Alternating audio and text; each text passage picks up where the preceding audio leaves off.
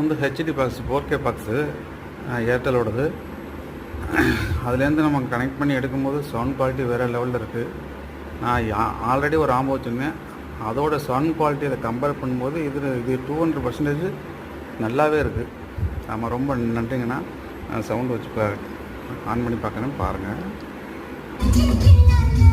நல்ல தெளிவாக கிளாரிட்டியாக இருக்குது.